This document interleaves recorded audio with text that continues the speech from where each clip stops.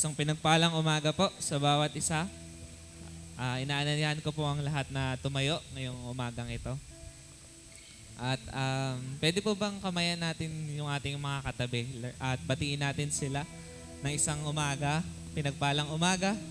At masaya po kami na nandito kayo, kasamang magpuri sa ating Panginoon. At sa mga nanonood po sa ating live, magandang umaga po sa bawat isa. At masaya po kami na makasama kayong magpuri at i-worship ang ating Lord today.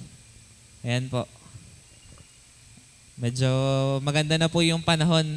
Praise God po, di ba? After isang week na puro ulan po tayo. Pero ngayon may liwanag na po. Andyan na po si Araw. Ayan po. Good morning po ulit sa bawat isa. So, ngayon po, samahan niyo po ako sa panalangin ngayong umagang ito. Let us pray po. Heavenly Father, patuloy po na lumalapit kami sa inyo, O God. Patuloy na nagpapasalamat po kami, God, sa umagang ito, Lord. Isang panibagong opportunity uli, Lord, na mapapurihan ka. Isang opportunity uli, Lord, na maka-fellowship ka, Panginoon. Salamat po, Lord God, sa araw na ito na kami po yung nagkatipon muli at nagsama-sama dito sa iyong sambahan, Panginoon, upang dakilain ka, magkaroon ng fellowship sa bawat isa, and magkaroon ng fellowship sa iyo, Lord God. Maraming salamat po, Panginoon, at patuloy na lumalapit kami sa iyo dahil ikaw yung kalakasan namin, ikaw yung aming buhay. Dahil apart from you, Lord, wala kaming kayang gawin, Panginoon. Kaya patuloy na ipagsisiksika namin yung aming sarili sa iyo, O God. Dahil ikaw lamang yung makakapag-feel sa amin, Panginoon. At sa umagang ito, Lord, i-excite mo nga po yung aming puso, Lord God. Dahil nais ka naming makatagpo, Panginoon, sa umagang ito. At gusto lang naming i-enjoy yung presence mo, O God, kasama ng aming mga kapatid dito sa sambahang ito, Lord God. Patuloy din na humingi kami ng kalinisan, O God. Yung aming puso, alam mo ito, Lord God, more than our own self, God. Linisin mo po ito, yung aming isipan, linisin nyo rin po ito, Panginoon. At ikaw yung may kakayanan lamang, Panginoon, na kami maging malinis kasing puti ng snow, O God. Kaya patuloy na lalapit kami sa iyo, Lord God. Maraming salamat po, Panginoon. At sa weather, O God, we are really thankful, O God. After yung maulan na mga araw last week, Panginoon, yung mga binaha, Panginoon, we pray for them, O God. Nawa patuloy silang mag-trust sa iyo, magkaroon ng faith sa iyo, Panginoon, at yung supernatural miracle mo, Panginoon, patuloy na we will trust doon, Panginoon, sa mga nasalanta ng bagyo, Panginoon. At kami, Lord God, patuloy rin kami magpapasalamat dahil wala pong ganong baha dito sa aming lugar, Lord God. Kaya maraming salamat po, Lord. At sa umagang ito, Lord, ito na yung araw muli, Lord God. Maraming salamat, Panginoon, dahil meron muli kaming buhay na kaloob mo, Lord God. Kaya nawa, yung kalakasan na pinagkaloob mo po sa amin, God, ngayong umaga, is talagang ibigay namin sa iyo lahat ng ito as we sing song, as we listen to your word, O God. Yung kalakasan na binigay mo, Lord God, nawa ay patuloy naming gamitin ito for your glory, O God. Maraming salamat po, Panginoon. Mapapurihan ka, madakila ka sa lugar na ito. In Jesus' name we pray. Amen. Yan po. Pwede po palakpakan natin ang Panginoon. Yung malakas po. Yan. Kasi deserve po ni God yan. Amen po ba? Sige po, sa umagang ito, patuloy po nating papurihan ang ating Diyos sa ating pag-awit. You can raise your hands, lift your hands, and shout to the Lord. Just praise Him and enjoy lang po natin yung presensya ng Panginoon. Amen po ba? Sige po.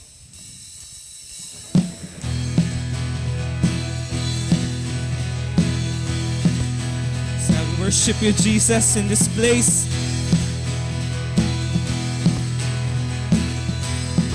You deserve the glory of God. Sing. Great is the Lord God Almighty. Yes, God. Great is the Lord on high.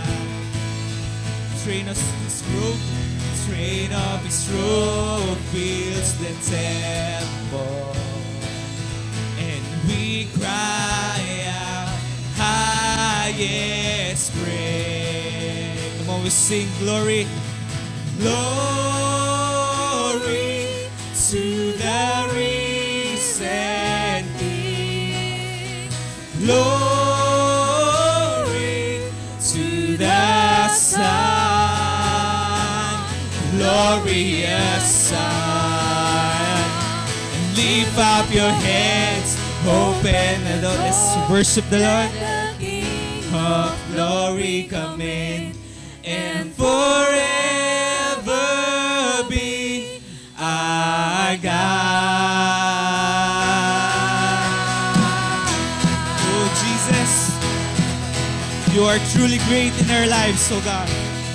We sing, holy is the Lord, holy is the Lord God Almighty.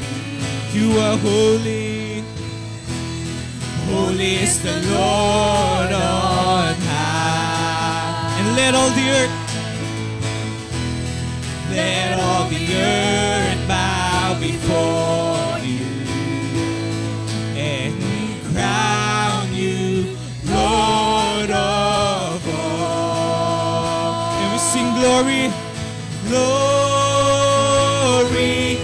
to the risen King. Come on, we sing glory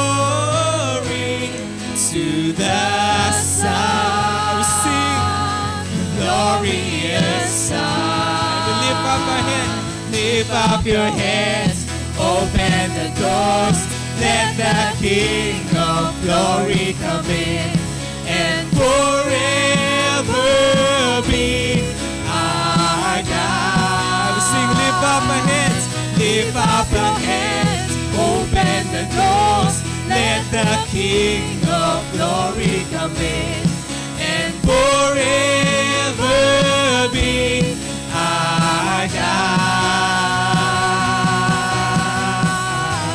Yes, God. Please, Jesus, continue to be our God forever.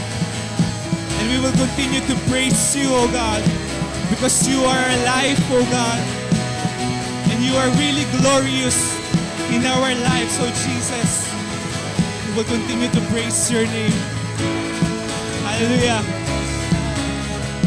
You deserve all this, oh Jesus. Let's continue to sing. Glory to the risen. Come on, church, we sing. Glory to the Son, glorious Son, to the Son, to the Son, glorious Son. Sing, lift up your hands, open the door. Yes, God, let the King of glory come in, and forever be our God. We sing, lift up your hands, lift up your hands, open the door. Yes, God, let the King of glory come in, and forever be our God. We sing, lift up your hands, lift up your hands, open the doors, let the King of glory come in, and forever be our God. Sing, lift up your hands, lift up your hands, open the doors, let the King of glory come in, and forever be our God. For last time, lift up your hands, open the doors, let the King of glory come in, and forever be our God. We sing, and forever be our God, and forever be our God. Yes, Jesus, and forever be our God.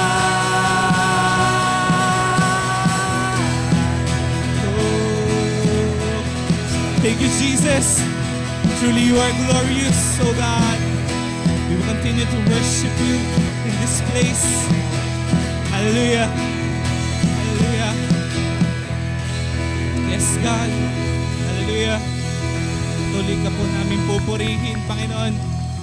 Sa lugar na ito, patuloy po namin kayo pupurihin, Panginoon. Let's continue to sing to our God in this place. Hallelujah, Jesus. Tuloy nating kaugnayan ng ating Panginoon. Let's continue to sing song to Him. Let's continue to seek Him in this place. Yes, God. Yes, Jesus. Sing. Great is the Lord and most worthy of praise. The city of our God, holy place. The joy of Jehovah. So you are really the joy of this earth. We sing, great is the Lord. Great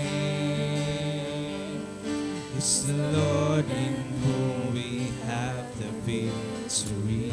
Because He aided us, oh God. He aided us against the enemy. Yes, we bow down.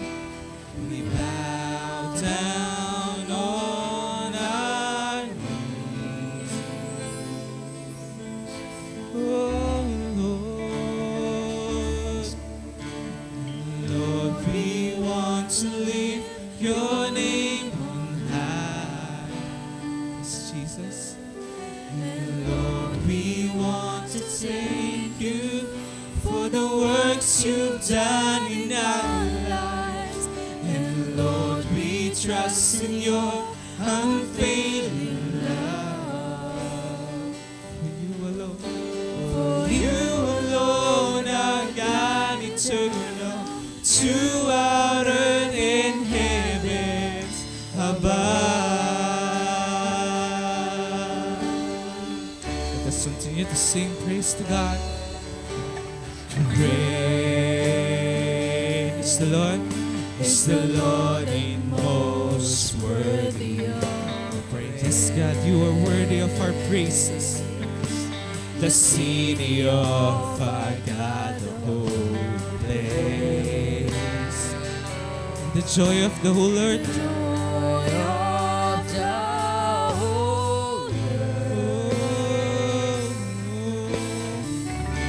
You are great, O God. Great is the Lord in whom we have the victory. He aided us. He aids us against the enemy. We bow down on our knees. Oh Lord, and Lord, we want to lift your name on high. And Lord, we want to thank you for the works you've done in our lives. And Lord, we trust in your unfailing love. For you alone are God eternal, to our earth and heavens above. Come on, we sing.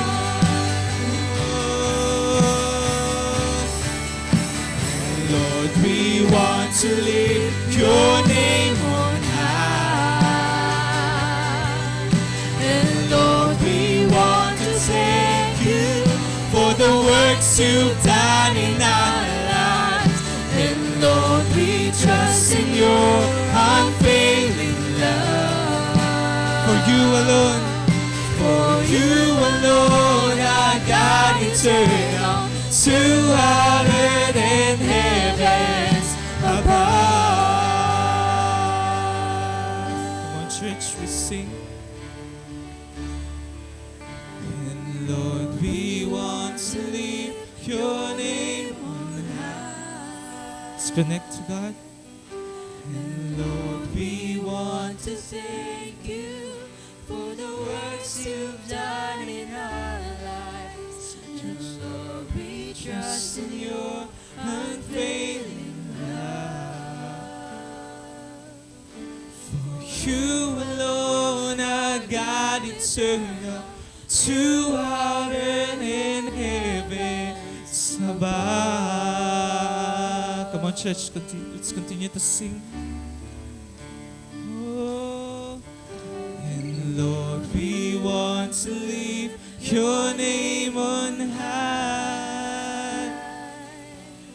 And Lord, we want to thank you for the works you've done in our life.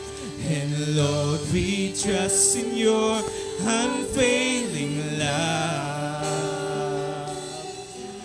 For you alone are God eternal, to our earth and heaven above. Let's continue to lift up the name of Jesus in this place, oh God.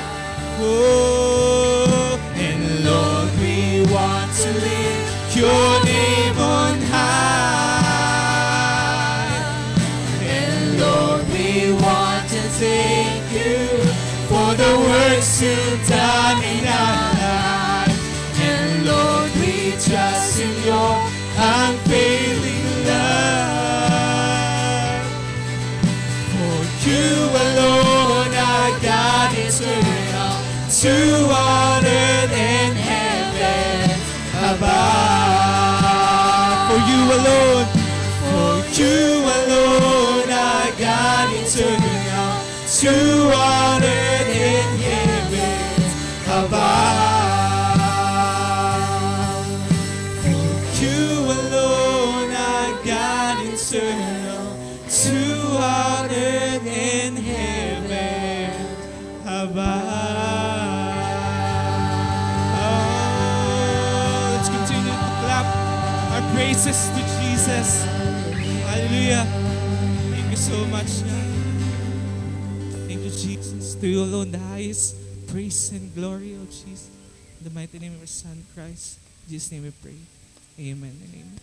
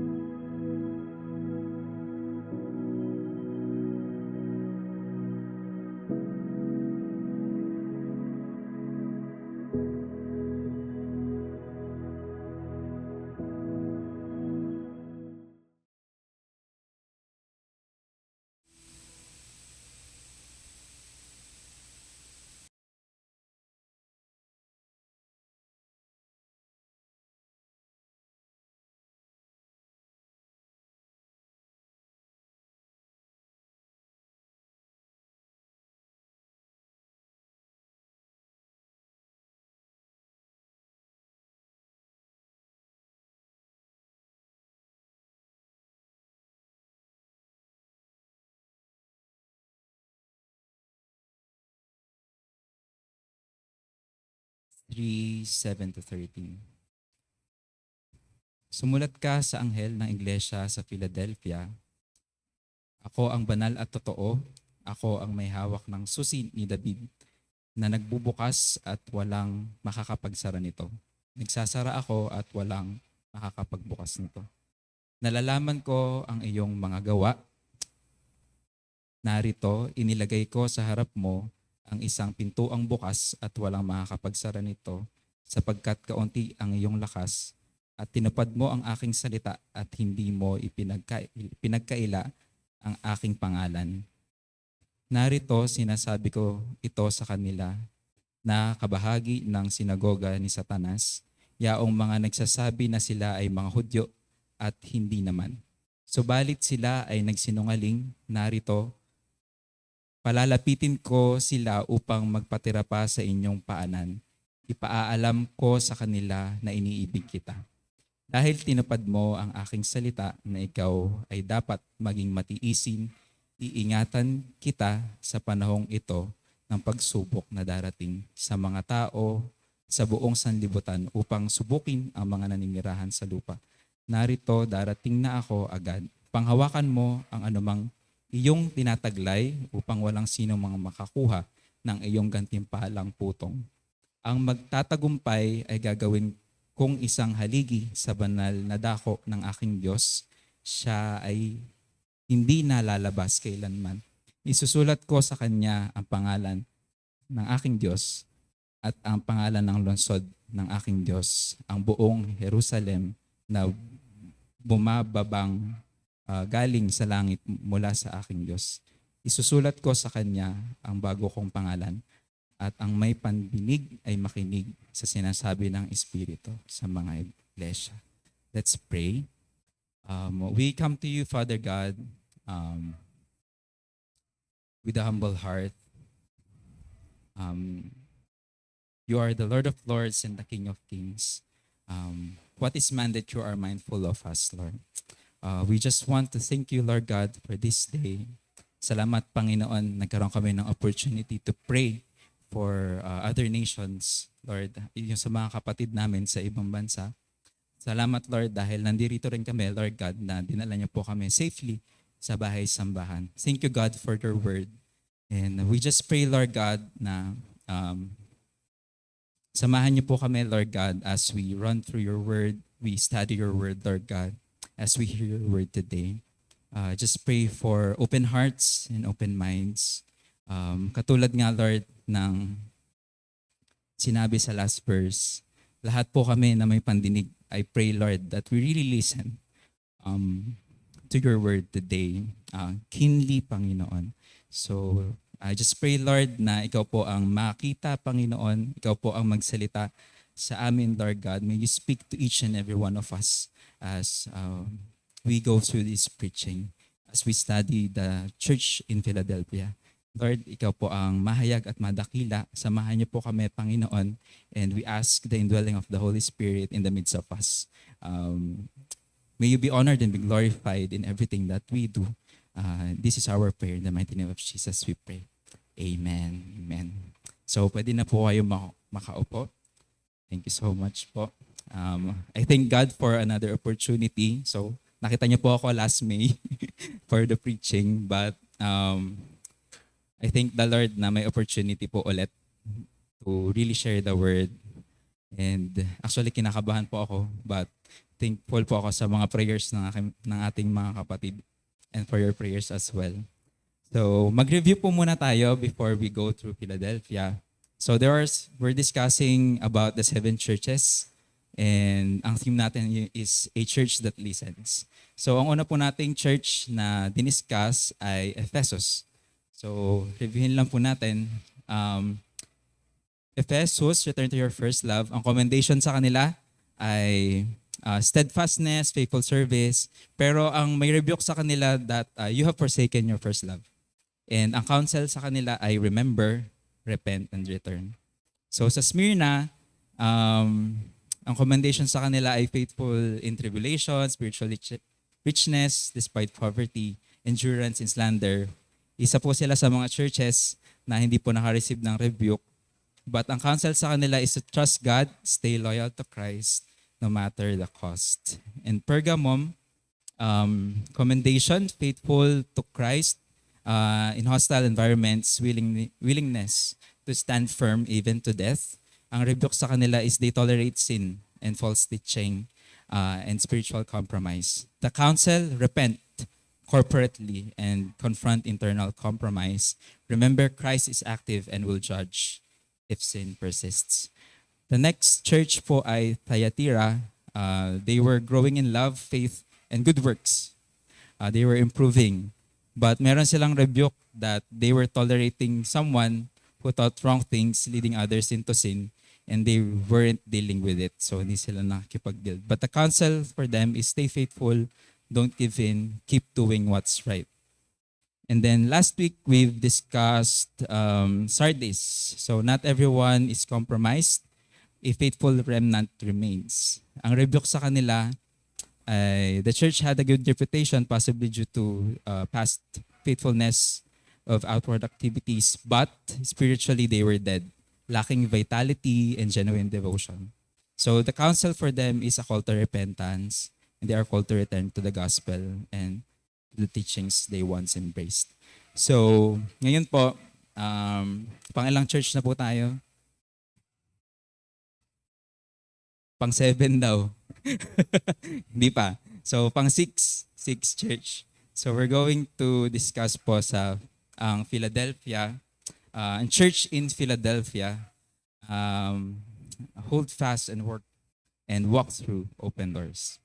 So, as we've discussed, a little context or background lang po. Ano ba? Ang meaning po ng Philadelphia ay brotherly love. So Philadelphia means brotherly love. And ito po daw ay isa sa mga youngest doon sa 7 cities. And it was founded by the citizens of Pergamum. Pero hindi po tayo certain na yung church sa Philadelphia ay founded din ba ng church from Pergamum. So, yun po. So, Philadelphia city was a small but strategically located city in Asia Minor. So, Turkey po siya ngayon, known as a gateway to East and a center of Greek culture and missionary expansion. So,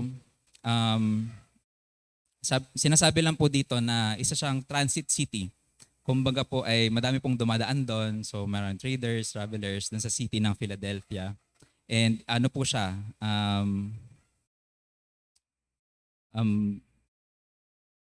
aim po ng Philadelphia City, originally po ay founded siya as a missionary outpost for Hellenism. So when we say Hellenism, ito po yung spreading ng Greek language, culture, tapos yung mga manners to other Asian provinces. Kasi malapit sila, gateway sila, di ba? So, ayun po. And so, with that, we can say na yung city of Philadelphia is prosperous.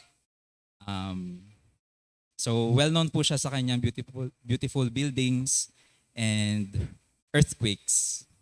So, pakitake note po ng earthquakes dahil mahalaga pong point. So, yan po. So, gawin po nating mas relatable sa atin. So, for example, ang naisip ko lang po talaga dito ay BGC. Sino pong familiar sa BGC? Bonifacio Global City. BGC, ay, mahirap pala. So, yung BGC po kasi, ano siya, para siyang in between Makati, Taguig, at malapit sa Pasig. Tama po ba?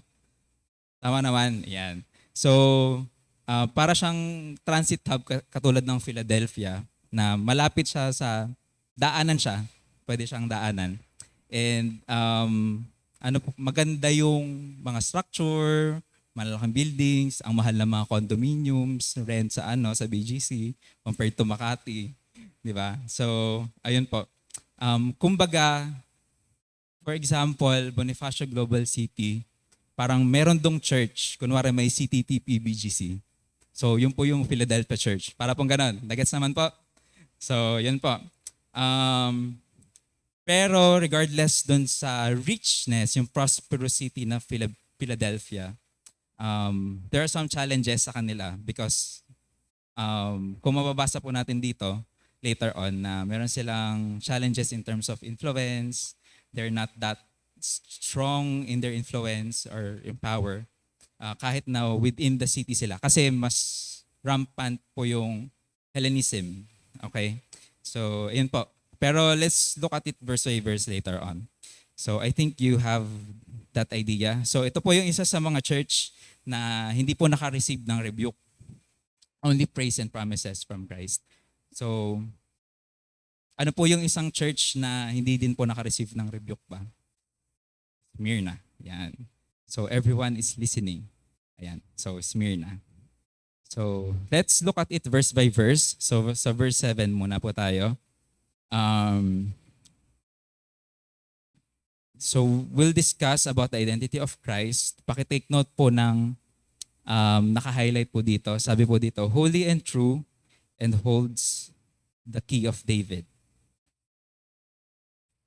So, dito po sa holy and true, Jesus is described with divine attributes, highlighting his sinlessness, faithfulness, and trustworthiness. So, I think you get the part ng holy. And doon lang po sa true na part, gusto ko lang pong i-emphasize na hindi po siya, ito yung true or false.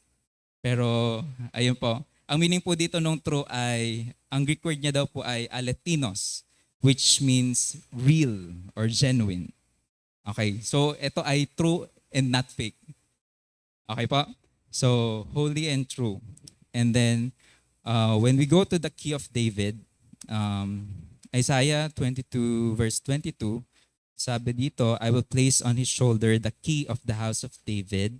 What he opens, no one can shut. And what he shuts, no one can open. So, Jesus shows that he is the keeper of keys and doors. Pinapakita lang dito yung power and authority ni God to open doors, to admit or exclude. So with that, Jesus holds sovereign control over the doors or opportunity, mission or salvation. So, ayan po. So let's go now to verse 8. Sabi niya, I know your deeds. See, I have placed before you an open door that no one can shut. I know that you have little strength, yet you have kept my word and have not denied my name. So ano pong commendation sa Church ng Philadelphia? Number 1, nire-recognize po ni Jesus yung faithful service nila, though they have limited resources or little strength.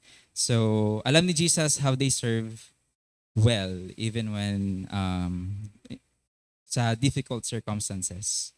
And number 2, their strength was not in themselves, but in their obedience and loyalty to Christ's name. So, obedient po ang church ng Philadelphia. Si Jesus na ang nagsabi na kinikip nila yung word at hindi nila dinideny si Jesus. So, mas tingnan pa natin po into details itong verse 8. So, ang highlighted po natin dito na phrase or sentence ay, I have placed before you an open door that no one can shut. So what principle can we get from this phrase?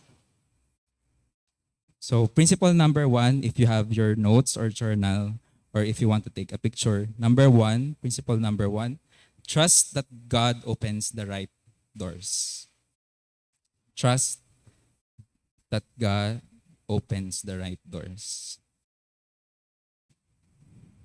So, yung open door po dito, discuss lang po natin, ay may refer.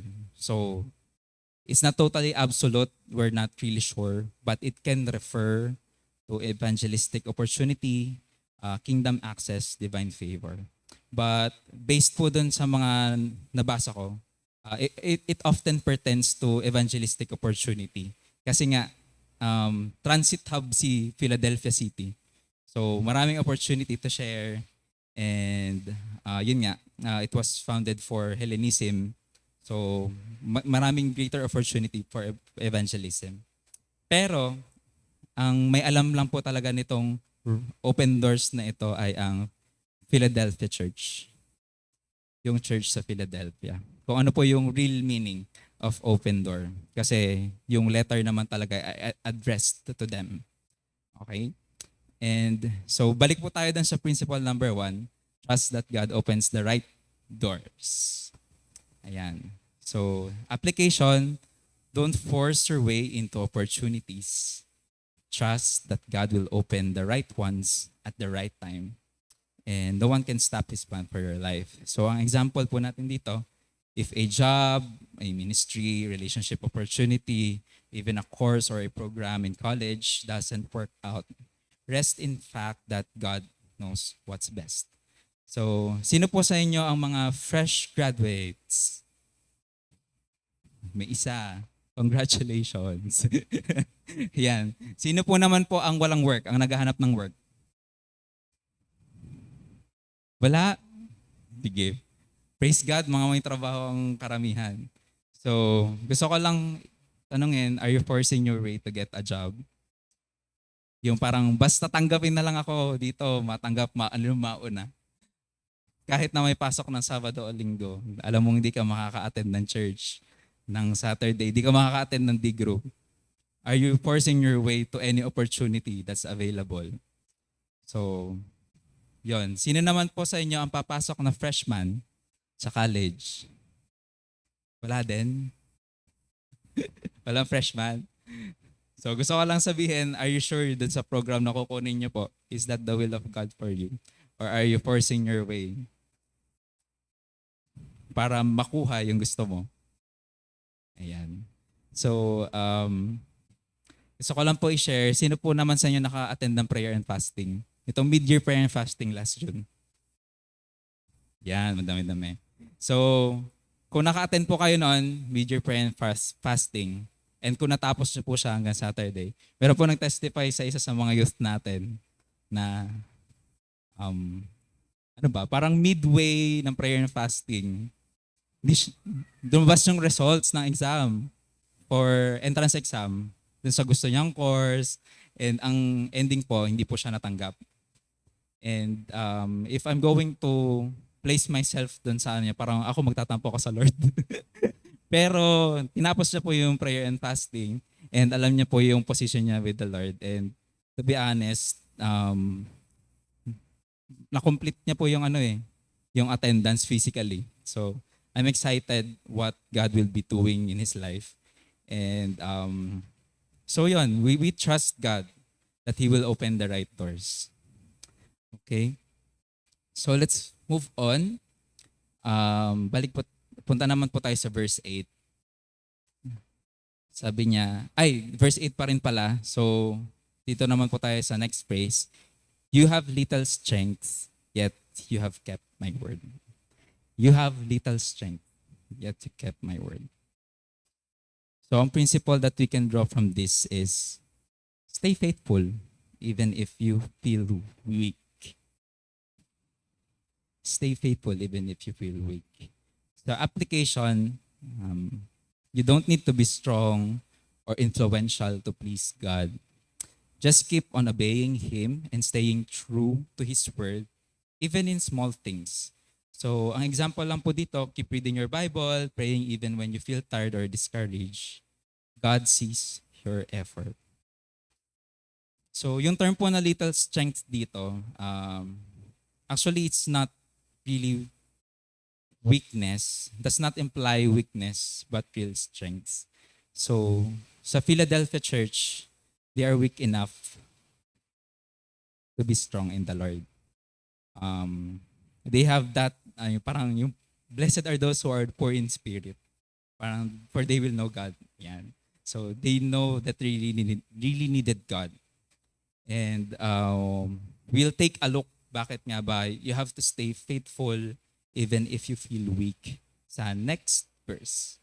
So, sabi dito sa verse 9, I will make those who are of the synagogue of Satan come and fall down at your feet and acknowledge that I have loved you. So yung synagogue of Satan, synagogue of Satan is referring to the hostile Jewish groups na nag-oppose po sa believers. In short, yung mga Christians po sa Philadelphia ay persecuted by the Jewish people. So, they are Jews in name only and wala po silang connection to the people in faith. And Christ will vindicate His followers by making their enemies recognize His love for them. So, nandun po yan sa last part. Ano ba ibig sabihin ng vindicate? So, sabi po sa Merriam-Webster, to free from allegation or blame, to provide justification or defense, to justify or defend. So in Tagalog po, ipagtatanggol. Okay, Christ will vindicate. Ipagtatanggol ni Christ yung mga followers niya. And make them recognize yung pag-ibig ni God for them. And this shows God's justice and His deep affection for His people.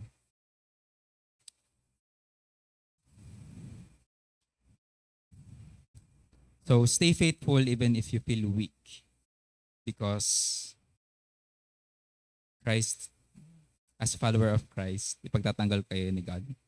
And God will make your enemies recognize yung love for you. So punta po tayo sa verse 10.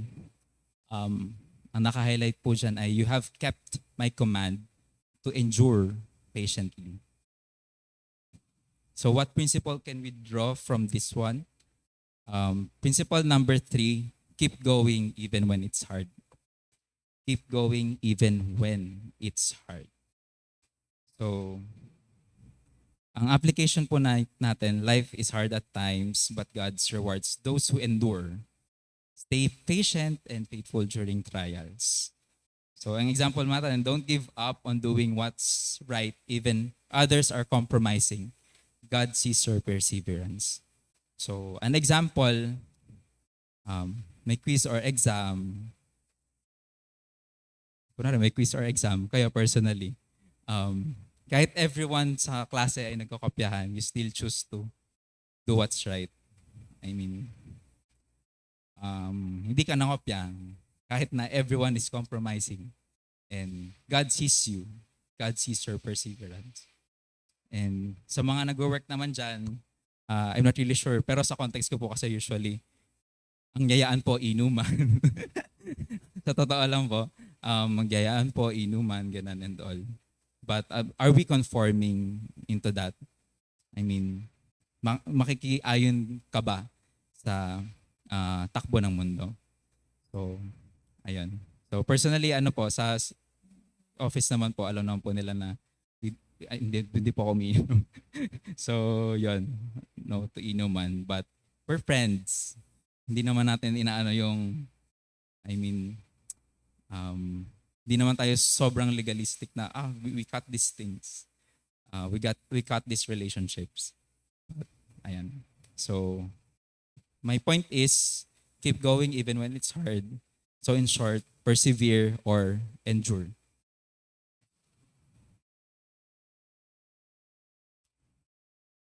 Sabi niya, since you have kept my command to endure patiently, I will also keep you from the hour of trial.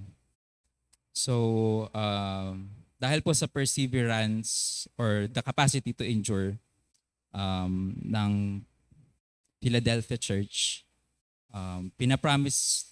Jesus promises protection from a coming hour of trial. So usually po itong hour of trial is interpreted variously. Pwede po siyang tribulation sa end times or general testing or judgment. And ang promise lang naman po ni God, regardless of those two, ay para doon sa dalawa. Parang regardless kung tribulation man yan or general testing. So Jesus promises His divine protection. And gusto ko lang po bigyang emphasis yung to keep you from. So, ang Greek word niya po dito ay tereo. Sabi niya to keep, to guard, to observe, or to watch over. To keep you from could mean exemption, preservation, or deliverance through trial. Pero yun nga po, yung promise po dito ay for either ng tribulation man or general testing. Just to give din an idea, yung to keep you from the hour of trial, para siyang, imagine nyo lang po yung parang, ano ba, there's a shepherd na binabantayan yung kanyang mga tupa, tapos yung mga tupa natutulog lang peacefully, and habang nagpapahinga yung mga tupa sa gabi, um, yung shepherd ay alert dun sa anumang panganib na parating. So, they are protected. Protected. So, ayan po. If katulad niyo po yung sheep, kung imagine niyo po yung sarili niyo na you're protected, how would you feel? Na meron kang divine protection. Ako po, I would feel peaceful, parang not worried, not anxious, not doubtful. And verse 11, I am coming soon. Hold on to what you have so that no one will take your crown. So doon po tayo sa I am coming soon. Parang ini-emphasize lang, hindi pala parang, but it's emphasizing the urgency of Christ's return. So malapit na si God, si Christ. And hold on to what you have. We'll discuss this later on. Pero ang ano lang po dito is, yung Philadelphia Church is to persist in faithfulness and to not let anyone rob them of their heavenly reward. So yung crown po dito ay parang victory crown, ang meaning po niya. And then, nag-i-imply lang po kasi doon sa last part so that no one will take your crown. Parang you need to keep it. It's a warning na there can be a possibility of losing the reward, yung crown. So, let's deep dive pa po sa verse 11. Maging particular po tayo dito sa hold on to what you have. So, meron na po tayong tatlong principles na napag-usapan. And let's talk about principle number 4.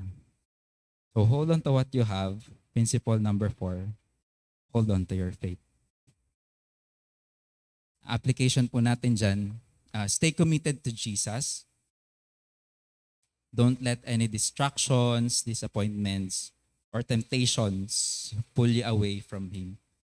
So, an example, set regular quiet times, guard your heart from unhealthy influences, stay active in the local church or discipleship group.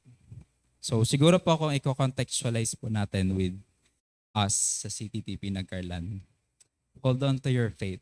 Let's practice halo. Let's practice holiness, accountability, love for God and others, and obedience. Okay? Let's move on to verse 12. Sinasabi po dito, the one who is victorious, I will make a pillar in the temple of my God. Never again will they leave it. I will write on them the name of my God and the name of the city of my God, the New Jerusalem, which is coming down out of heaven from my God, and I will also write on them my new name. So, pag-uusapan po natin sa next slide itong mga naka-bold na statements. So, unahin po natin yung pillar in the temple of God. So, ito pong pillar in the temple of God, it just symbolizes permanence, honor, and instability in God's presence. So, nabanggit ko po kanina, ang City of Philadelphia ay a prosperous city, may buildings po siya. Pero ano po yung pinatake note ko po kanina? They are well known for their earthquakes. So, marami po silang, nakakaranas po sila ng frequent earthquakes. And usually they leave the city para doon paging safe. So, kaya ko po minimension ito dahil ito yung nakasulat sa kanila. Merong pillar in the temple of God. So, kung titingnan po natin, yung pillar ang nag-hold po ng building and ayun, yung parang yung one of the foundation, yung pillar ng isang building. Um, so yun yung promise to the overcomer, pillar in the temple of God. So it shows permanence. Hindi na nila kailangan umalis. Merong stability. And never again will they leave it. So never again will they leave the temple. So it symbolizes eternal security and belonging. Ito pong mga name of God, name of Jerusalem, a new name, it just represents identity, ownership, citizenship in God's kingdom. So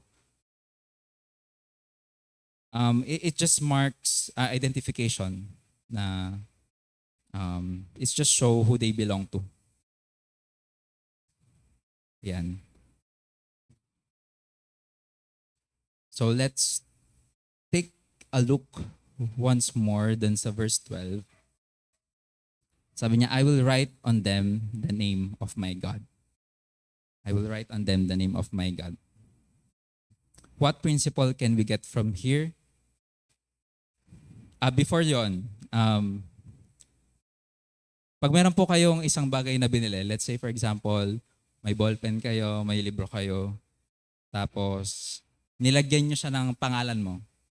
Ano pong gusto nyong iparating? Doon iparating.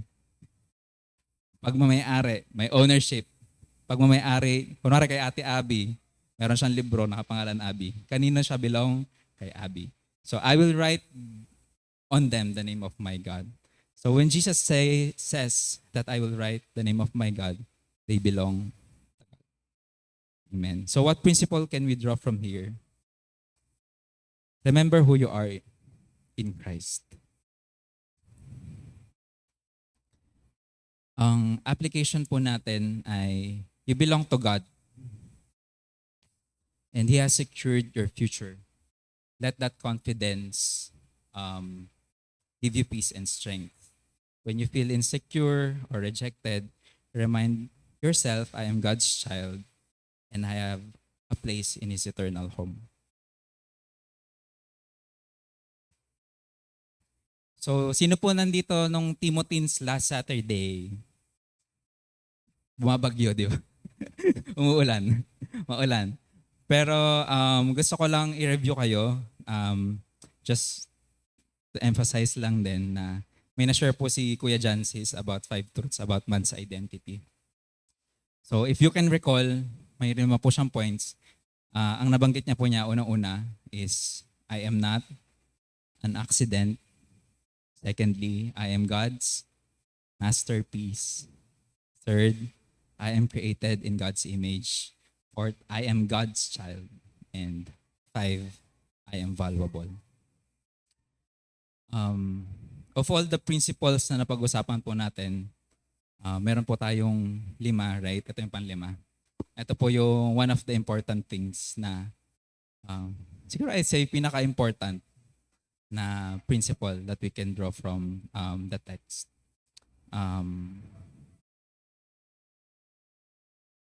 Ayan. Ano ba? Remember who you are in Christ. We people tend to forget. Makakalimutin po tayo. So we have to remember. And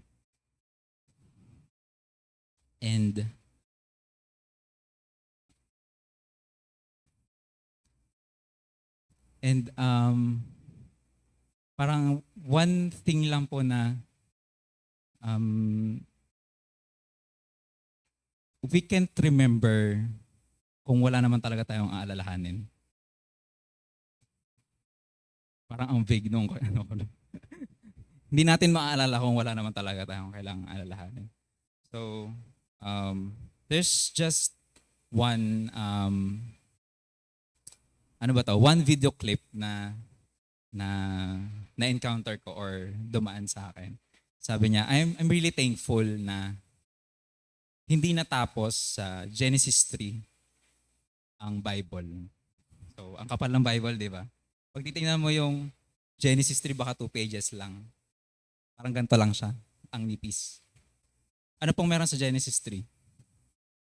Fall of man, sin. So, and the rest of the story, parang the rest of the Bible, talks about the redemptive purpose, redemptive will of God. Na parang, oh, thank you Lord na hindi natapos dito sa 2 pages na to. Ang story of the Bible.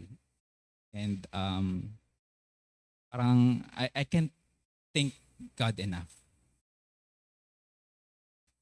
Ayan.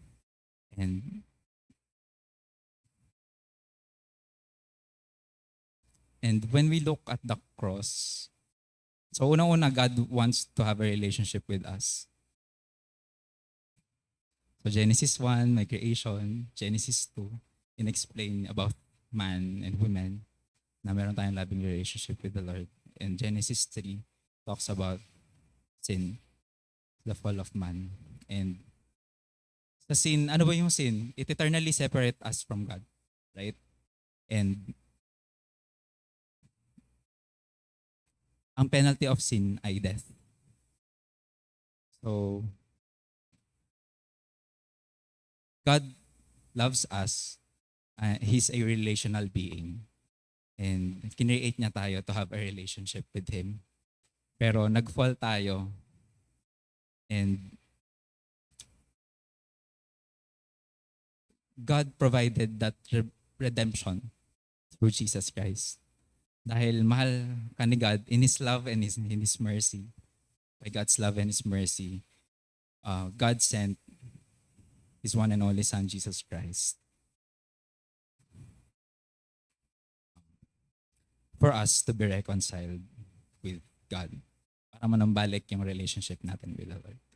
So, if I imagine the cross, ito na, nakita ko yung cross, and it just takes me back. Parang the Lord really, I can thank God enough na si God na mapagmahal, na holy and true, the true God, na kami, nagkasala kami, I deserve the penalty of death, that suffering to the cross.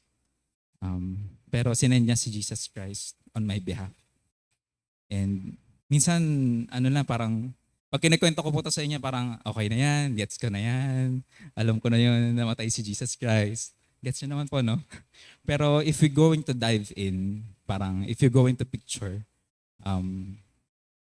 Jesus, I mean, He really, yung suffering, yung pain, naalala ko nga po nung nag-tug of war kami sa conference, parang, meron kong paltos dito, parang yung, ang sakit na nung, hindi siya masakit nung una, pero in the long run, parang 1 week, parang ramdam ko siya. How much more Jesus Christ na hindi ko ma-imagine na yung suffering, una-una the pain, the blood that He shed, the shame that He bore, and that Christ bore that sin on my behalf on the cross. Na dapat ako yon, dapat ikaw at ako yon. Dahil we've sinned against the Lord. But God in His love and mercy sent Jesus on our behalf para ma-reconcile tayo sa Kanya. So, that's grace. That's the free gift of God.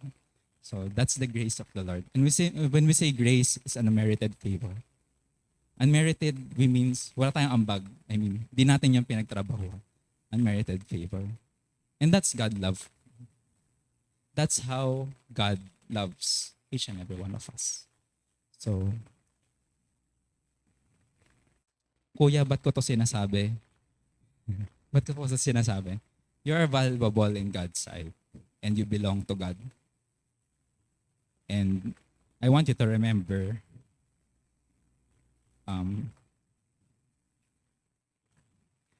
I want you to remember who you are in Christ.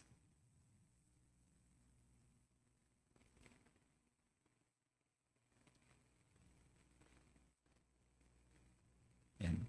So, God's love for you is costly. So, gusto ko lang din po kayo ma-remind na you're so valuable for God. And He wants that right and loving relationship with you. So parang regardless po dun sa mga principles na napag-usapan po natin, parang sabi niya, trust God, stay faithful, keep on going, hold on to your faith, remember Christ. These things won't matter to you if you don't have that right relationship with the Lord. And so, just like the Philadelphia church, if you are in the faith, so trust the Lord that He will open the right doors. Stay faithful kahit na feeling mo weak ka, feeling mo persecuted ka. Keep going. Hold on to that faith. And remember who you are in Christ. So, in summary, so the church in Philadelphia, though small and seemingly weak, they are strong in faith and obedience and endurance. Christ assures them that He is in control. They are loved, and He will reward their faithfulness. He challenges them to hold fast and promising eternal identity and reward to those who overcome. Can I just invite everyone na we stand and tayo po ay lumapit sa Panginoon and let's pray. Siguro po many of you I'm not sure if you have challenging times, maybe sa family, maybe sa work, maybe meron po kayong season ngayon na you feel in need.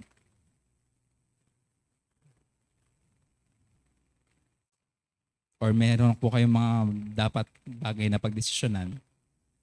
Ayan. So,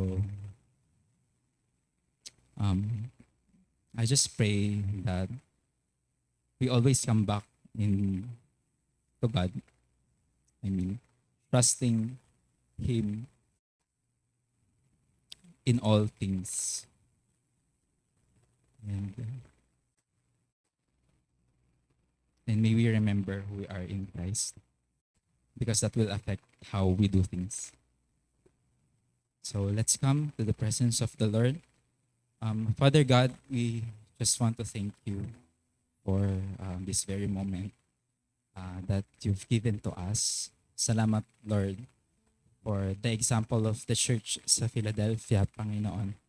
Thank you dahil naging example po sila, O God, of their perseverance, of their faithfulness, of their obedience to you, Lord God. We just come into your presence. Dalangin lang po namin, Lord God, continue to bring us back to what you've done on the cross. Na it's the very main thing, Lord, that we have a relationship with you. Yung maunawaan namin, yung pag-ibig mo, kung gaano kalawak yung pag-ibig mo sa bawat isa. Lord, you provided so much for us. You made us holy, blameless in your sight dahil sinend niyo po si Jesus Christ to bear the penalty of sin and to bear all our sin, all our shame on the cross. Salamat, God, for that love na binigay niyo po sa amin. Kahit na, Lord, we see na hindi po kami karapat-dapat sa mga ito, but still, your grace stands. We just come into your presence, malapit po kami, Panginoon. If there's any one of us, Lord, in here na nanghihina, Panginoon, in faith, I just pray, Lord, na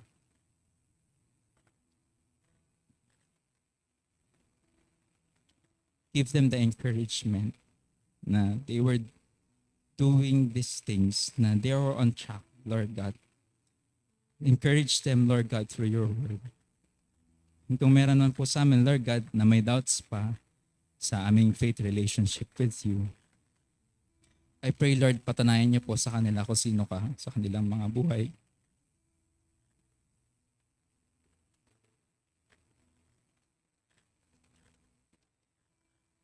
I pray na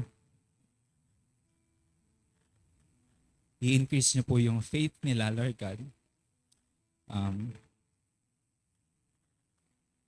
to really trust you in all the things, Panginoon, na binigay niyo po sa kanila on their circumstances, their decision making. Help us to stay faithful, Lord God. Increase our faith, Lord. And we can't do anything, Panginoon, kung wala po kayo sa aming mga buhay.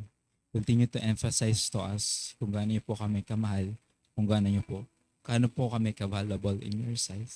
And help us to respond accordingly, Panginoon.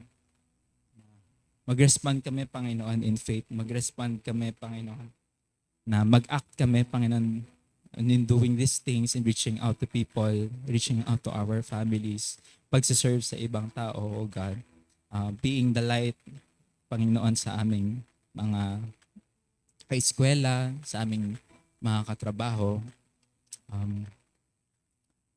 Form us, Lord, in our being in you.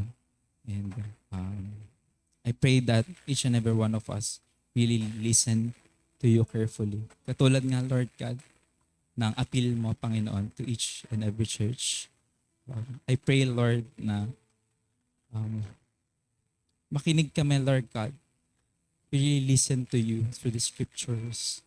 And kung ano man po yung na-receive namin ngayon today, Lord God, may we apply these things in our lives. And to grow into your likeness, makita namin, Panginoon, kung sino ka. And thank you, God, for being holy and true, for opening opportunities to us, Lord. And we just entrust to you everything, Lord. At the end of the day, God, we want to be with you. We have that eternal security with you. We have that belongingness in you, Lord. And you owned us, Lord, and we belong to you, Father God. And continue to be with us. And that's our heart's desire. Ang makasama ka, makilala ka, to be with you, Lord God, always. And all these things we ask, Lord, samahan niyo pa po kami. Ito po ang aming samot dalangin sa pangalan ni Jesus. Amen. So, let me just read in Ephesians. Dinadalangin kong palakasin niya ang iyong buhay spiritual ayon sa kanyang kayamanan at kadakilaan sa pamamagitan ng kanyang espiritu. Naway manatili si Kristo sa inyong mga puso sa pamamagitan ng inyong pananalig sa Kanya. Dalangin ko na ang lahat ng inyong gawain ay nag-ugat sa pag-ibig upang lubusang maunawaan ninyo kasama ng mga hinirang ng Diyos kung gaano kalawak, gaano kahaba, gaano kataas, at gaano kalalim ang kanyang pag-ibig. At naway malaman ninyo ang buong pag-ibig ni Kristo na hindi kayang abutin ng pag-iisip upang kayo'y mapuspos ng kapusposan ng Diyos. Sa Kanya na makakagawa ng higit pa kaysa maaari nating hilingin at isipin sa pamamagitan ng Kanyang kapangyarihang naghahari sa atin. Sa Kanya ang kalawalhatian sa pamamagitan ng Iglesia at ni Kristo Jesus magpakailanman. Amen. Sige po. Salamat po sa Panginoon sa kanyang salita. One thing na na-realize ko lang po as I listen sa word is hindi natin po talaga kaya na magpatuloy sa sarili natin, di ba? And napaka-gracious ng Lord dahil nakakapagpatuloy tayo dahil sa biyaya niya. Kaya po sa oras na ito, as we sing this song, let this be our prayer and namnamin natin yung bawat lyrics ng ating aawitin and kailangan natin yung Panginoon sa bawat moment ng ating buhay, sa takbuhin natin na ito.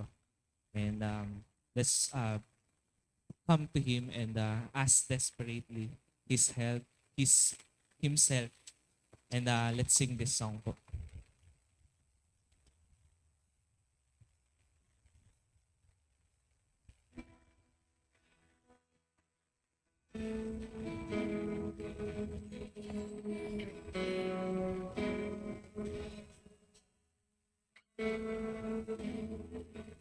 Let's continue to worship the Lord.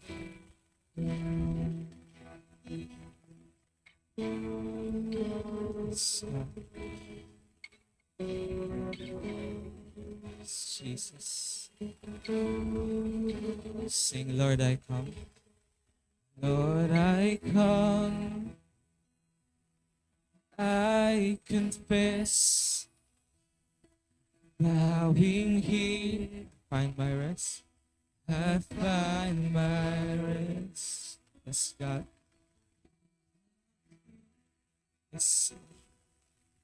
Oh, oh. You're the one that guides my heart. Sing, Lord, I need you. Lord, I need you. Oh, I need you. Every hour, every hour, I need you. My one defense, my righteousness. Oh God, how I need you. Sing, where sins run deep, where sins run deep. Your grace is more, and when He's found, He's where you are, and when you are, where you are, Lord, I am free. Holiness, holiness is Christ in me. We sing, Lord, I need you. Yes, God, Lord, we need you. Lord, I need you.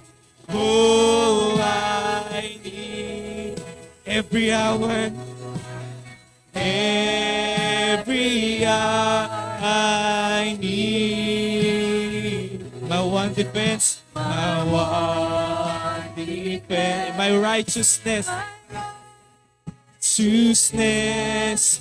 Oh God, how I need. We sing to the Lord, Lord, I need you. Lord, I need you.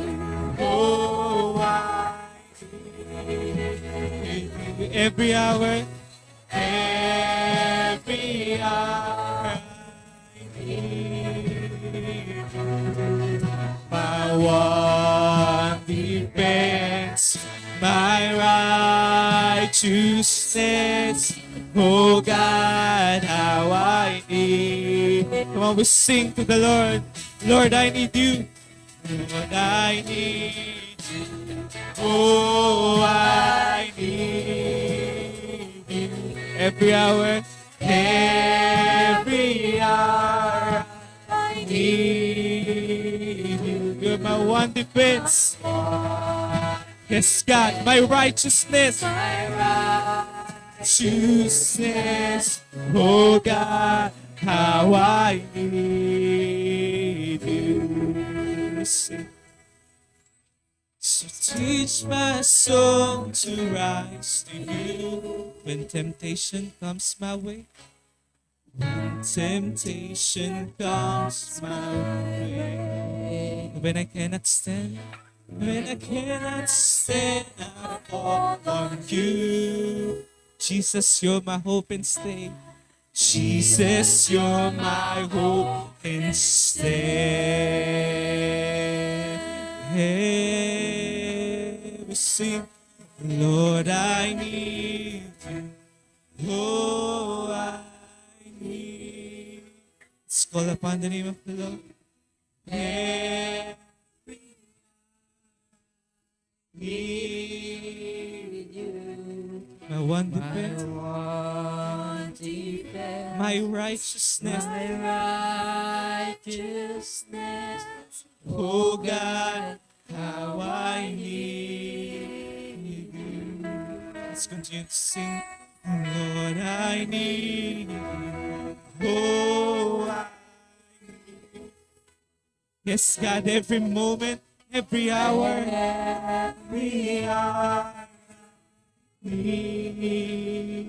because you are our defense.